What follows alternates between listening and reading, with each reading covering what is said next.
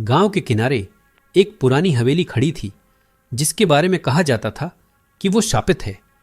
सालों पहले वहां एक अमीर जमींदार रहा करता था, लेकिन उसकी मौत के बाद हवेली वीरान हो गई।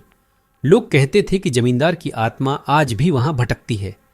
रवि, जो एक निडर युवक था, इन कहानियों पर विश्वास नहीं करता था। एक दिन उसने तय किया कि वो हवेली में रात बिताकर गांव वालों की अंधविश्वासी बातों का पर्दाफाश करेगा। उसके दोस्तों ने उसे रोका, लेकिन रवि ने उनकी बात अनसुनी कर दी। शाम ढलते ही रवि हवेली की ओर चल पड़ा। हवेली के अंदर घुसते ही एक अजीब सन्नाटा छा गया। हवेली के बड़े बड़े कमरों में धूल जमी हुई थी और हर कोने से अजीब सी ठंडी हवा चल रही थी। रवि ने अपनी टॉर्च जलाकर चारों ओर देखा। दीवारों पर पुराने चित्र लटके हुए थे और फर्श पर जालों के ढेर थे। आधी रात के समय अचानक हवेली की दीवारों से एक अजीब सी कराहने की आवाज आने लगी। रवि पहले तो हंसा और बोला, यह सब मेरी कल्पना है। लेकिन आवाजें बढ़ती गईं और अब ऐसा लगा जैसे कोई उसके पास ही खड़ा है।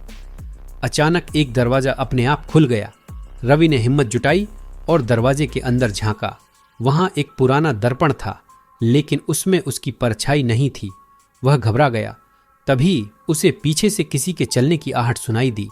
उसने मुड़कर देखा तो एक धुंधली आकृति उसके सामने थी। उसकी आंखें लाल थीं और चेहरा भयानक। तू यहां क्यों आया है? उस आवाज ने चुप्पी तोड़ी।